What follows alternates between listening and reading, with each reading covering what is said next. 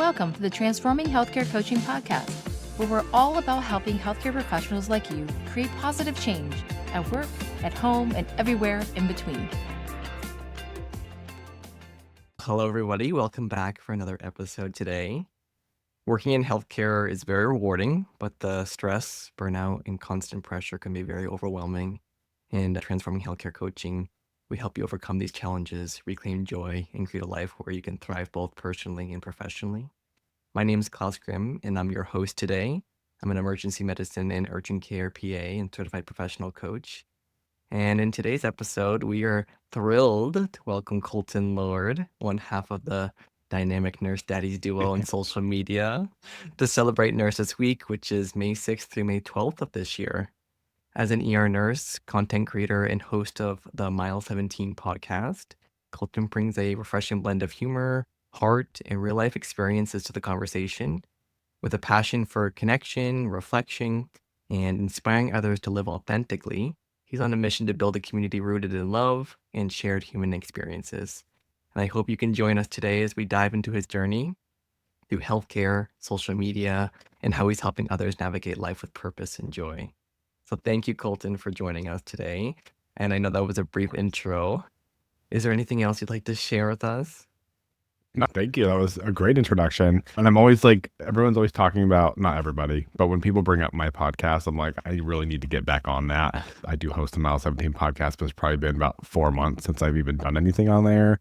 And really, that's only because the social media aspect has really taken over my time. So eventually I will get back to it. But I appreciate you having me here to talk about just nursing and represent the nursing field. So thank you. Yeah, no problem. And look forward for Mile 17 to come back up and so I can listen on. But yes, I think everybody who's listening is probably aware of your social media that is taken off, and there's so much humor to it, but there's also so much else to it that I hope we can shed light to today. And a lot of it has some advocacy to it in terms of nurse well-being, which is really just resonated with so many people across social media, not just nurses. It's very heavy on nursing because nurse is one of the top professions in America. But other people are relating to it. PAs, I know for myself, nurse practitioners, physicians. And so what inspired you firstly to become a voice for nurses in this social media space? Yeah, so it's funny. I didn't really start this with the intention to build a platform or anything around like nursing, healthcare. I started just posting my own personal social media things, and honestly, as a way to step away from healthcare because I was feeling really just burnt out and really struggling just in my career. And so I was looking for something as a release from that, and accidentally really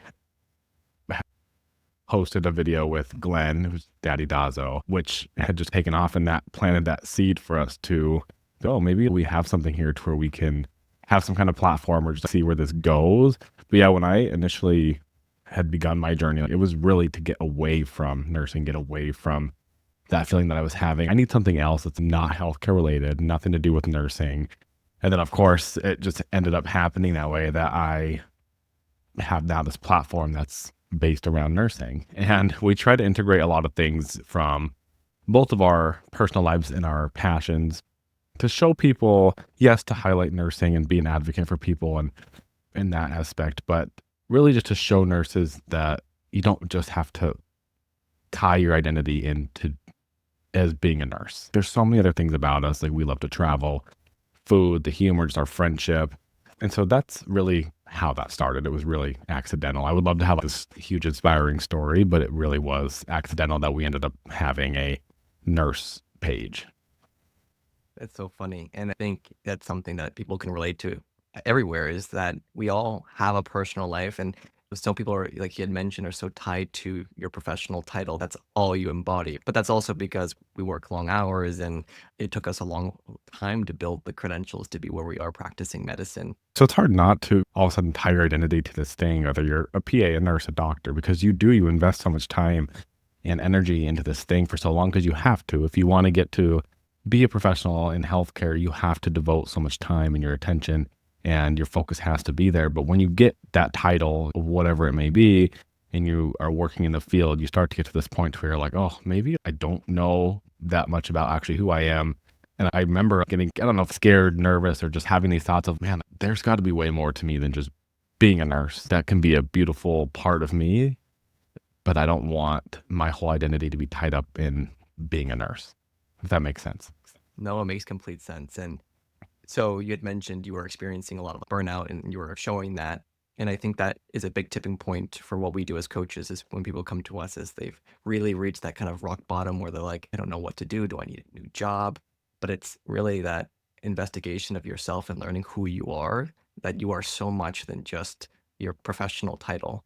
So Yeah, for that's sure. very inspirational. And I love seeing your content for that reason because it's a reminder. Sometimes it's like, get outside, like you're outside getting coffee, right?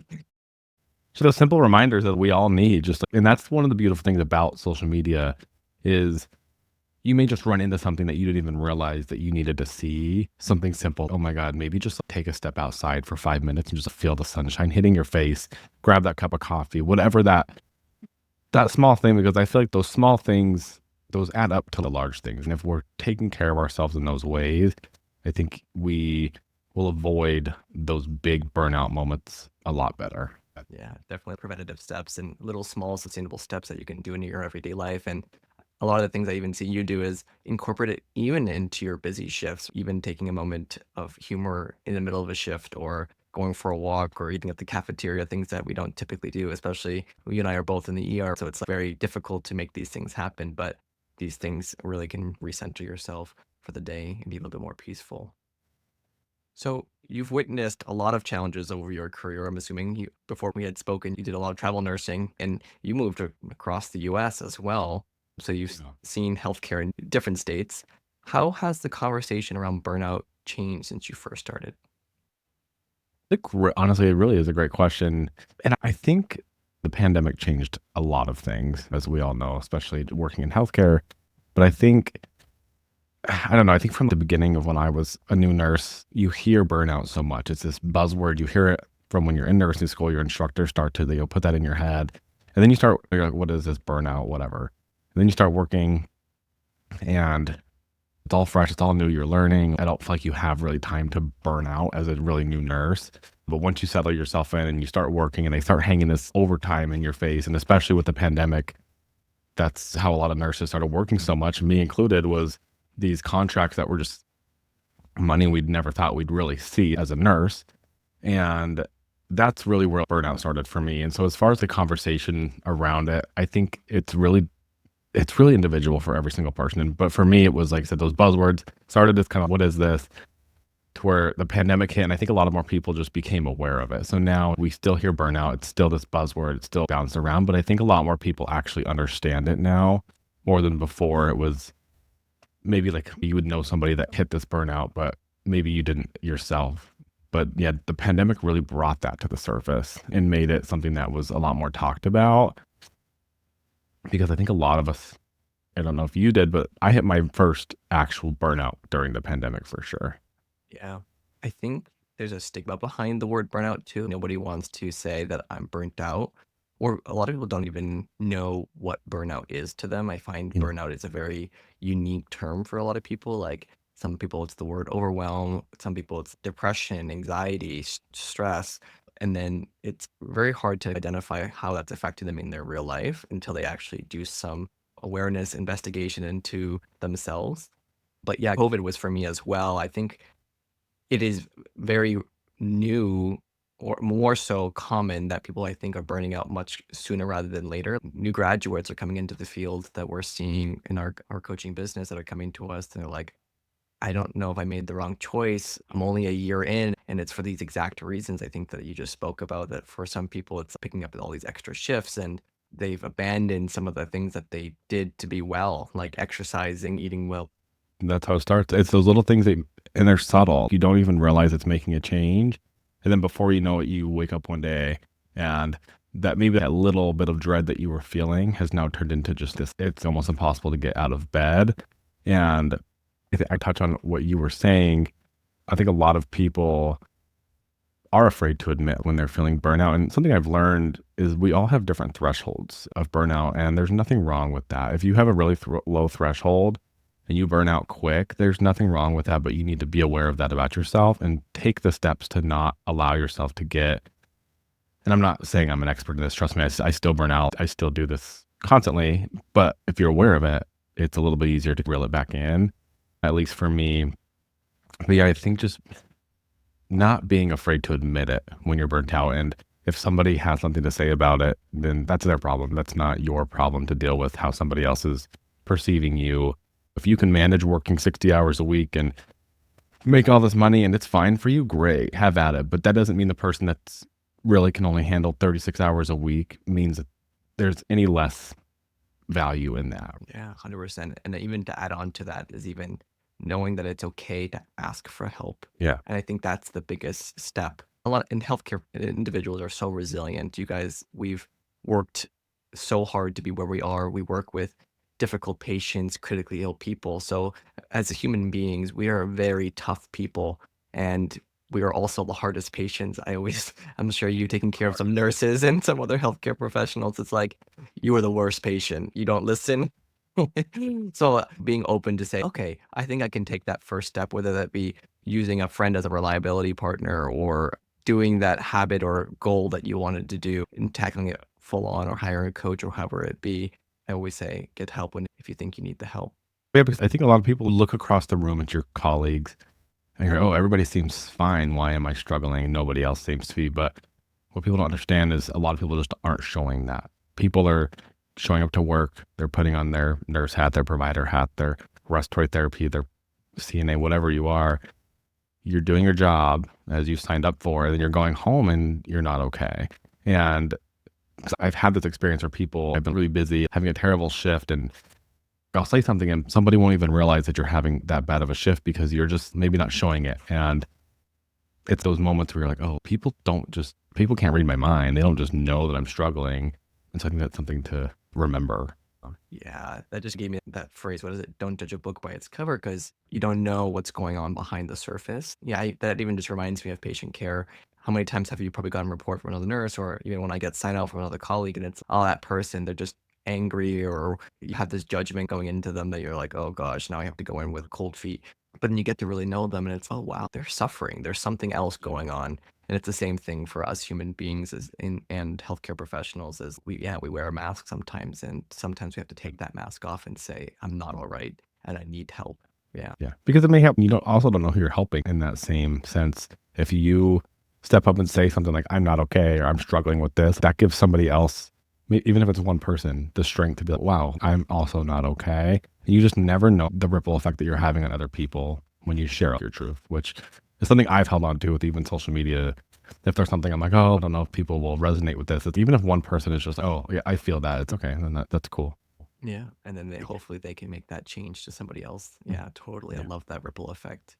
So I guess I actually follows this next question I have, is that, what do you think is the earliest warning sign of burnout that most nurses maybe typically miss or they just dismiss? I think they're really subtle. I think that these are things that maybe, again, if you're not fully aware of it, you will miss. But then the more that you are aware of yourself and your body, you'll pick up on quicker.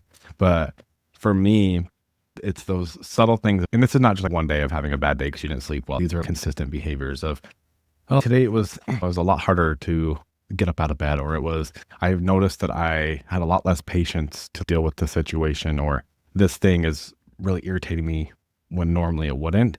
And again, it's if those things are consistently happening, there's something going on. And for me, it's those very subtle things that you have to pay attention to in yourself.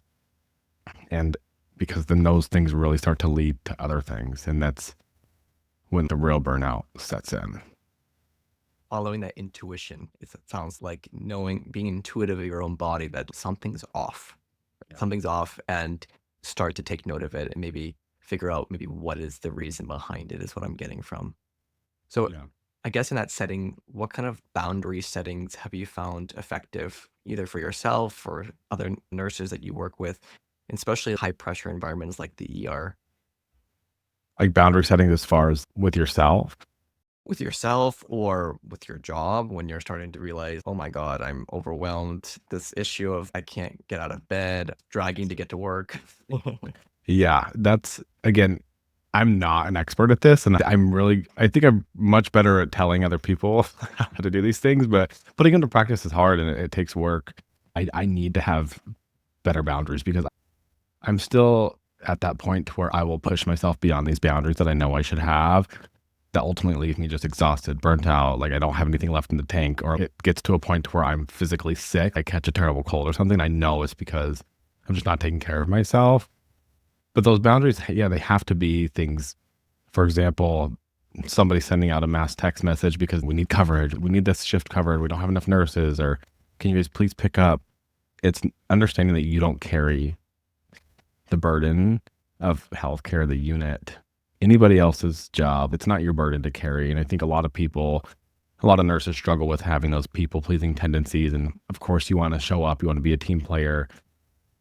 But at the end of the day, if you're not taking care of yourself and you're not setting those firm boundaries of, no, I don't have the capacity this week to work an extra hour, I just don't have it in me, that's okay. You don't have to. I've even had this when I was working and you're close to the end of your 12-hour shift and they're like, can you please stay an extra 4? We really need people. And it's 16 hours it's a long day. It's a long day.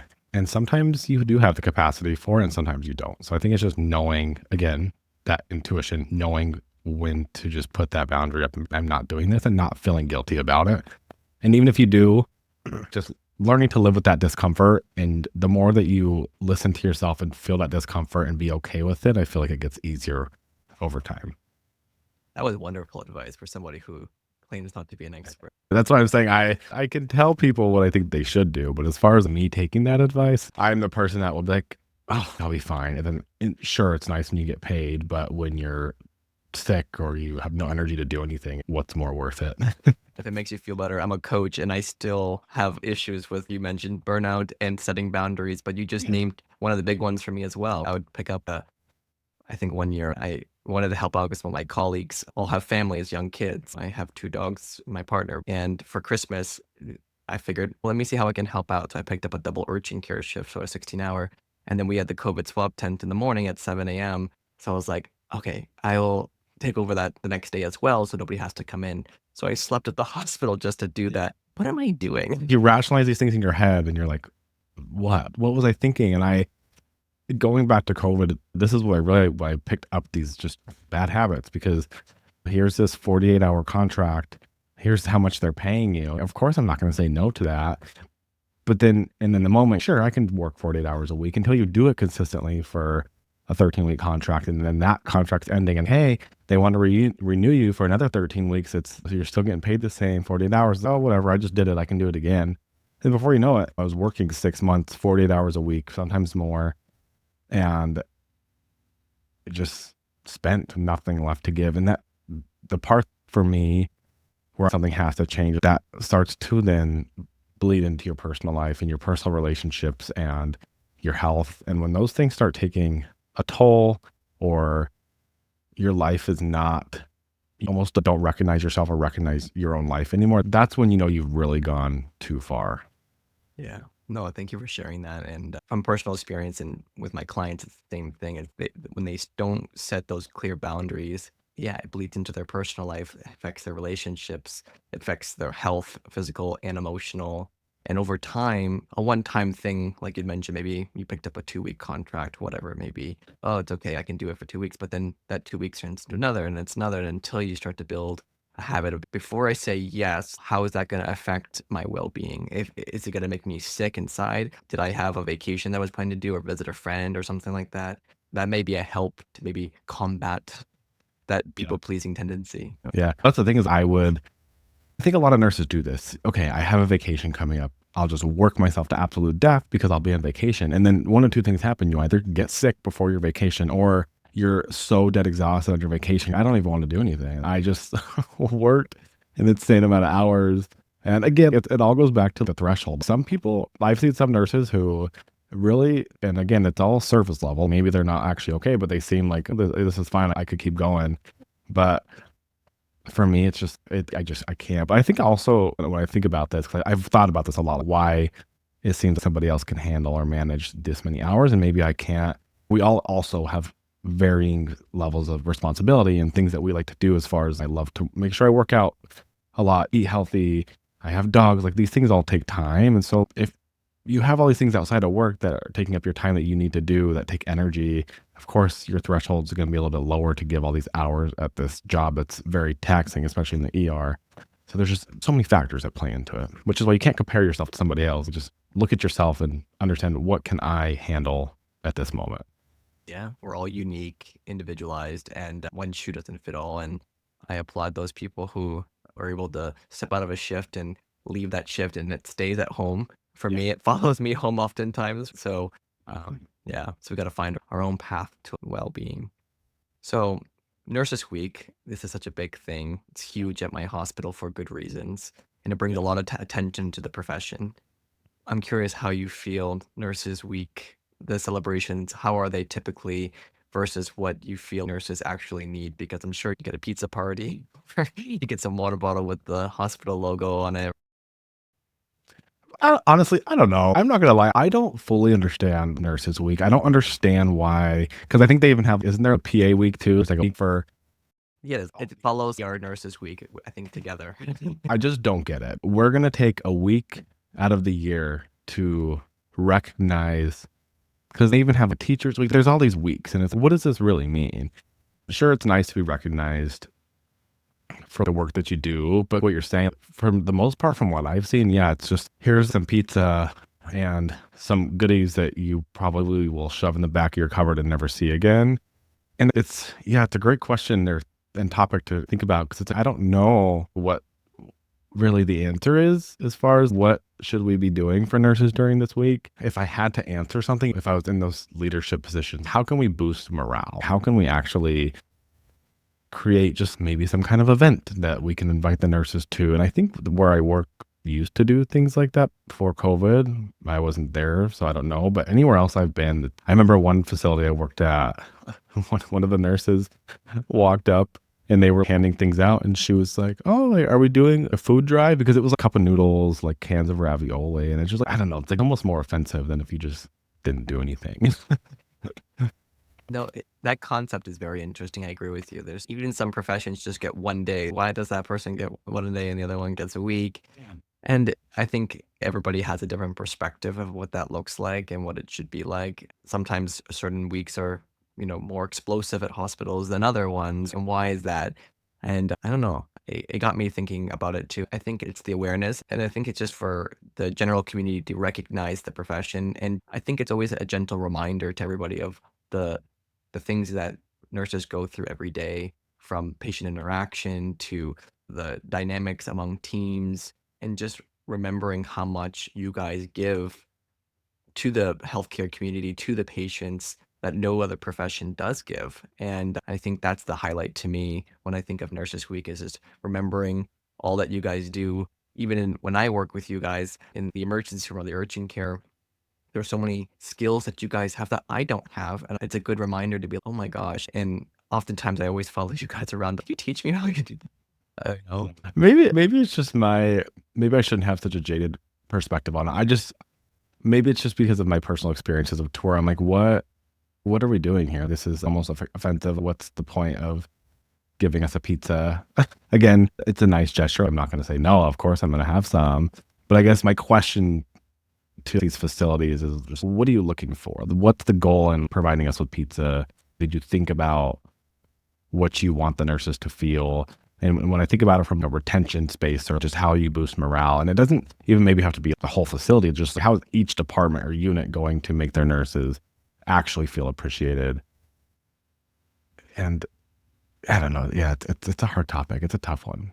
That kind of goes into what I want to talk about next is, so what we do at Transforming Healthcare Coaching is we create customized wellness programs for different departments, different hospitals, different specialties that are very customized to the professions. Oftentimes, we either focus on APPs, we focus on nurses, physicians, and their unique challenges and solutions that they're seeking. And many of the nurses that we've spoken to who have been part of attempted wellness program implementations, they feel like that often misses the mark, whether they don't feel as included or it just doesn't suffice to them.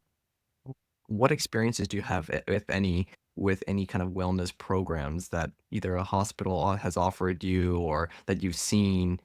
and where you think they may be going wrong or didn't get you to sign up for whatever reason? I don't think that I've ever had any. I don't know if I'm just unaware of them. And it's even for me now, I'm per diem in the hospital I work for, so I don't really maybe pay attention to what they're sending out to the staff as far as wellness. And then before that, I was traveling. So again, you're really far removed from what's actually being offered. So I don't think I've ever been offered any kind of wellness, anything through the hospitals. Have you, give me some examples. Personally speaking, I never really experienced it, to be honest with you. I've never heard anything on my end as well of any kind of wellness programs. Or sometimes you get an email from the bigger hospital saying, we have a call on this or a talk on this, but it never felt like I truly was invited or wanting to be incorporated. And what are they doing? Are they teaching to take care of themselves or? A lot of stuff that you hear about well-being and wellness, oftentimes that's what it is. They're oftentimes teaching on a specific topic, whether it may be burnout or how to live a healthier life or even Wow. just nutrition. We find at least that those are the things that are typically offered, whereas it's not really an incorporation of you, like getting to hear about you. And so this is why we really developed this kind of wellness program so that it actually has three parts. It has modules where it is topics like stress management, time management, lifestyle medicine, these things that can be incorporated into our lives, these big challenges I think all healthcare people struggle with. And they do offer some kind of teaching, but they're very much prompted for you to reflect as well. Like the only way to really truly grow in a wellness space is to actually take that time and invest in yourself to make these changes. As I think we spoke about before, it's getting that self-awareness and making these changes. And then we have a community. So that's the other part we talked about, connection. I think people undervalue the importance of community. You've grown such a beautiful community. Yeah. I see people connecting on your social media left and right, and these people are connecting with each other and growing. So that's what we have as well. So you have a community where people can bounce things off of, oh, I'm really struggling with getting out of bed in the morning, or I want to run this marathon. I don't know where to start, whatever it may be. And the challenges that come from working in healthcare, stopping that goal, that's where that community is there to help support and uplift you. And then we do group coaching. That's the third part where every month, twice a month, we connect with the group. So the people who are in this program, and we talk about customized topics where we address a challenge and we try and develop a solution. In 1 hour, it's tough, but at least you got the Yeah. step in the start. Um, Yeah. so that's where we found the challenges are, is that most wellness programs either have one where it's usually just maybe the module, but not all three that I think a holistic wellness program typically needs. Well, if I'm thinking about this correctly, I'm sure that these hospitals, healthcare facilities have these emails or whatever they're sending out. And it's probably something that we see and just delete. 'Cause it's so generalized. And then we look at it and we're probably like, I'm not going to spend another second here. What is this? What is this going to benefit my life? Versus what you're saying seems very maybe different, personal to where people can actually implement these things into their lives. And I think that community aspect is so important because I didn't even know this for myself. Again, going back to the pandemic where it can be very lonely and isolating when you work in these settings and you go home and nobody understands what you're going through. And so to have this community to bounce things off of and to have somebody actually see you and understand what you're going through is so important. And any nursing student really, or nurse who asks anything about advice, it's mostly the nursing students that ask for advice on our social medias. I always say, find your people, find a group. Because even going back to my nursing school, I still to this day have a solid group of 10 of us who are still just really good friends. And I don't know how I would have gotten through so many things throughout my nursing career and especially in school without that support, because nobody understands. Like you can't expect your partner who's not in healthcare or your mom who's not, and he has no idea what's really going on to actually understand because they're not there. So how can they? They can listen to you, but they're not going to actually understand what you're going through. I love that. Find your people. And I use that on to find your good people, because it's so easy to also be dragged down into being very negative if you're around negative people, even though you may chat with them a lot. So I'm actually curious. So think of yourself in your shift, you're looking through your emails or whatever. What maybe would trigger you to say, let me investigate that further in the regards to this wellness program? Maybe if it was something that was actually asking you questions of to make it more personalized, or here, are you struggling with these things? Give us feedback or anything like that versus just like this general, oh, we have this wellness topic that we're going to talk about for an hour. Hope you can join. Just to make it to where maybe it's more personal, if that makes sense. Yeah, totally get that whole reflective piece. Totally. Yeah. Yeah. So you've built communities through Nurse Daddies, through, your personal Instagram. What transformations have you witnessed in the nurses and the communities that you've created with those who have connected on these platforms? What kind of transformations have you seen with the people in these supportive spaces? I think something that's maybe hard for being on social media is to where we're not actually meeting with people. We do have some meetups that we're going to be doing with actual people soon, which is great. But when you're on social media, you don't actually get to see these people, right? We're putting ourselves out there, and yeah, we're commenting to you and talking to you and maybe talking back to you in our DMs or doing some lives. But really, we haven't gotten to see major transformations in people because we're not seeing them. We're not seeing their real lives. We've had some great feedback from people who were like, your content, your humor has really helped me through this situation. For example, we had somebody who I think it was their son was going through chemo, and they're like, we just looked forward to your videos. They just really helped us just with the humor, just to get through the days. And so we've had those kinds of feedbacks, but yeah, we haven't seen a whole lot of what I would say transformation, especially because we're also very new. The Nurse Daddies page is barely reaching a year mark. We haven't really been around that long on there. It's a hard question to answer in the aspect of transformation, but as far as we've had a lot of positive feedback from people who have found value in things that we post, whether it be humor or whether it be part of more of advocacy or just making people feel more seen in their own struggles. I like that. Yeah. I'm curious to see what transformations would you like to see from your connections in the communities that you're in? Yeah, I would love for people to actually, because I think we all have so much information being thrown at us all the time. So I think there is so much value in seeing somebody actually transform their life or take something that you said, put it into practice, and actually turn their life around. One of the big things that I do talk about is taking care of yourself in those little things and not getting yourself to where you're so overworked and burnt out. So to have people who can transform themselves as far as having that self-awareness is the big one that we've talked about even today, is something that I feel like is huge for me.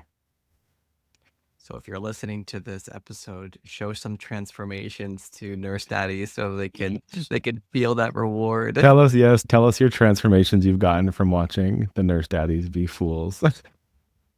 How could you help a nurse maintain their perspective when the public may not recognize nursing as much, that starts to fade away, and the daily challenges continue to remain? Because I'm sure you remember, I think we all healthcare could feel that we got like a 5-second clap during COVID and then it died away. Yeah.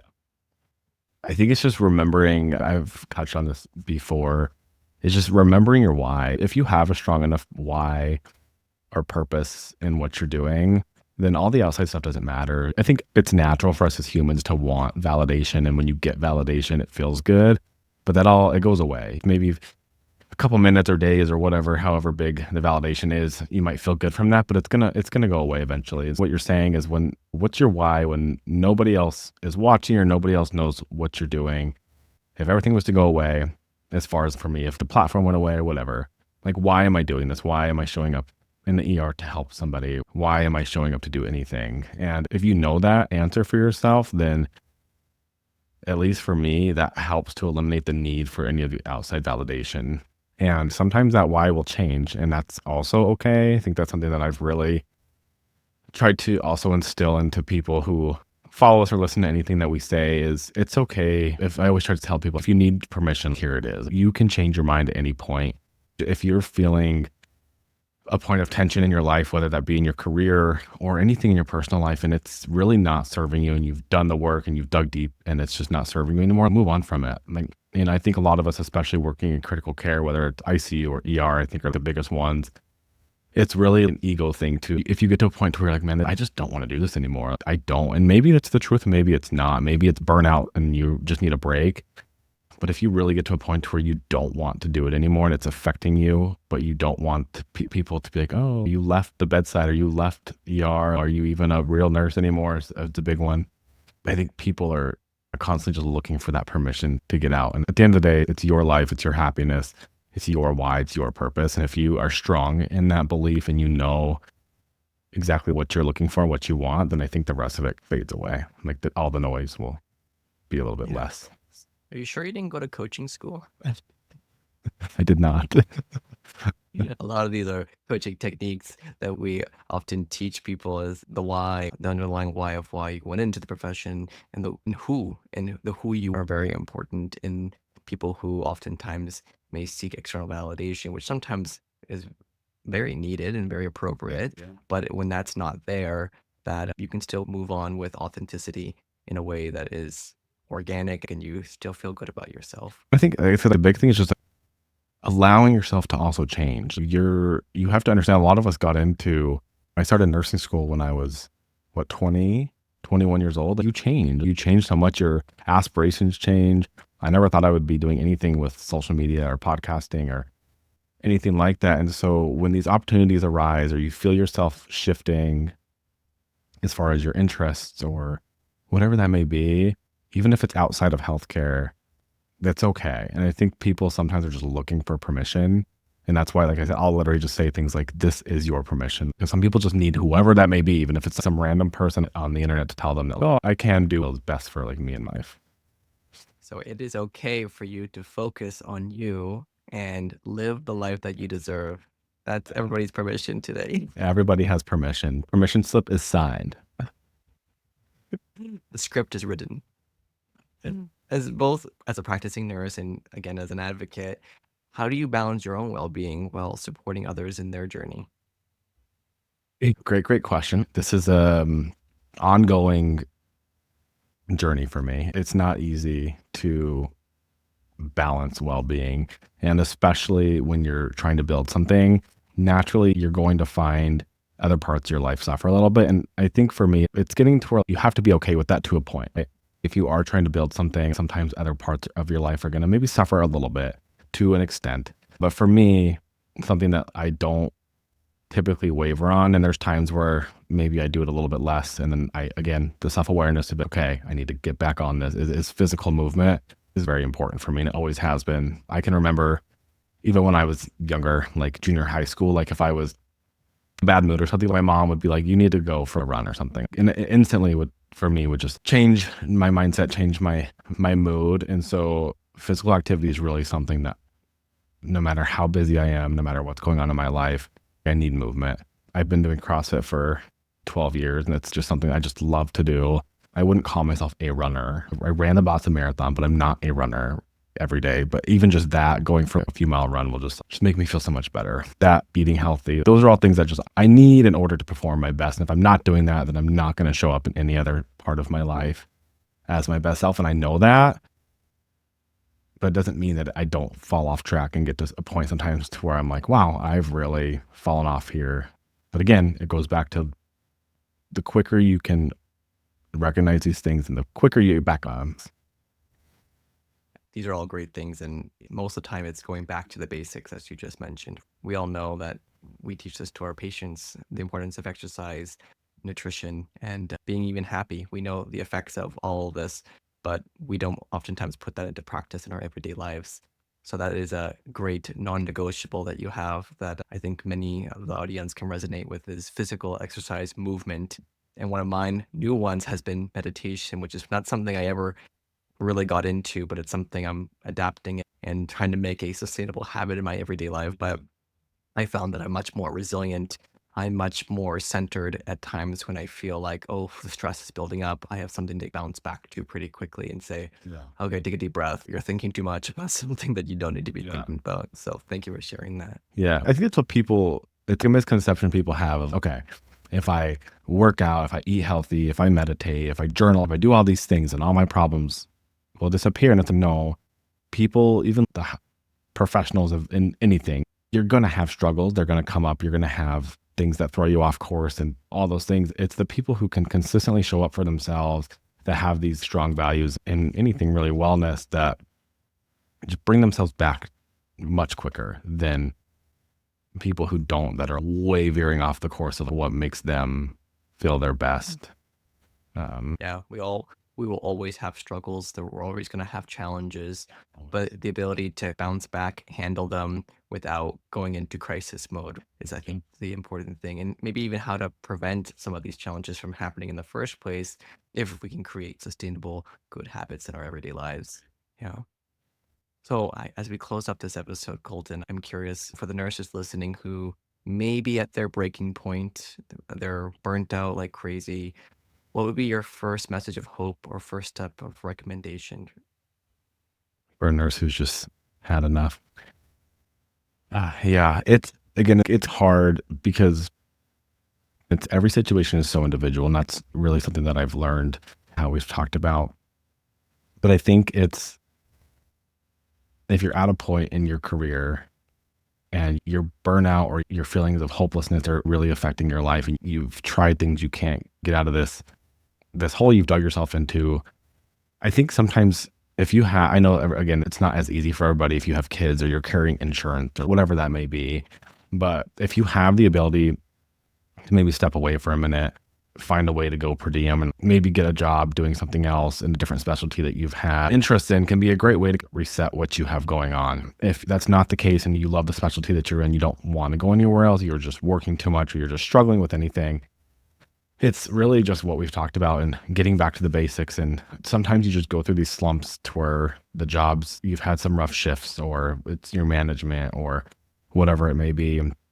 But if you can just get back to those basics of knowing exactly how to fill your cup, taking care of yourself, moving, eating healthy, any of those things that they talk about in wellness that you're probably so tired of hearing about, you hear about it so much because it's just true. It's those things that on paper sound so simple that may not be as easy to implement if you don't have a habit of doing it. It's once you can just bring all that back and get back to your basics, then I think that's the easiest way to maybe start finding joy and light in your life again. And just understanding that you're not alone. It's natural.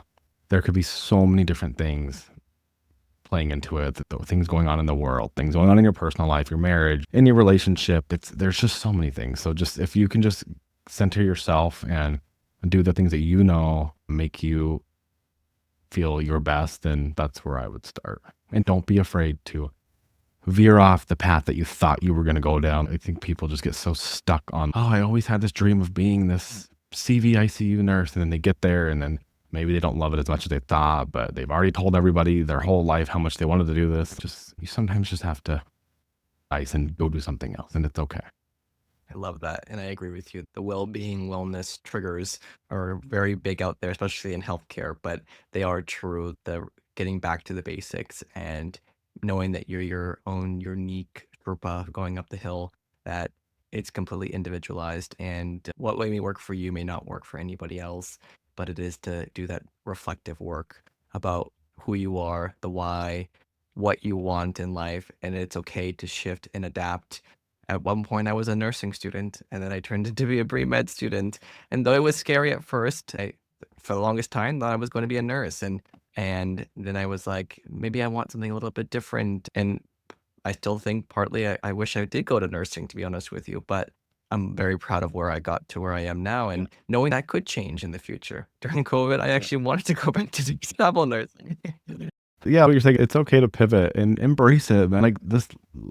Depending on how you look at it, life is long, life is short. There's so many different things that we can do. And I think we just get this tunnel vision of, oh, I set my sights on this, like I have to do this. And you really don't. And I think just another thing to add on to it is just asking for help, and don't be afraid to ask for help, whether that's through coaching or therapy. Therapy has really been a real game changer for me. Just look for those resources and those help. And I know it's not always as accessible to people, but if you don't have access to coaching or there's a financial strain, you can't get to therapy, even finding just a really trusted friend just to talk to, just to process what you're going through is super, super important. And you're a human first. It's what we always say, you're human first before you're anything else, before you're a nurse or a PA or anything. Like you're human first. So. Percent. You are human first, and that's what we like to embody at Transforming Healthcare Coaching. And so if that is something you're interested or looking to learn more about, maybe how coaching and maybe learn how it's different from therapy, you're always welcome to book a free discovery call with one of our coaches. Colton, I'm curious, how can our listeners connect with you and become part of the communities that you're building? Yeah. So like we talked about, you can listen to my podcast. It's called Mile 17. It's on Spotify and Apple. I think most of them are on YouTube as well. I have been on, it was supposed to be a short hiatus, which has been a little bit longer, planning to get that back going again. But you can also find me on TikTok, Instagram at Nurse Daddies, or my personal Instagram is Colton Lord 17. And we just started our Facebook, which is growing. So you can find the Nurse Daddies on Facebook too. I will find you guys there. Thank you so much for joining our episode, and I'm so excited for everyone listening. Thanks so much for listening. If you found value in today's episode, please subscribe and share with a colleague who would benefit. Together, we can transform healthcare one person at a time. Find us anywhere you find your podcasts. Ready to take your healthcare leadership journey to the next level? Book a discovery call free at transforminghealthcarecoaching.com to explore our personalized coaching packages designed specifically for healthcare professionals like you.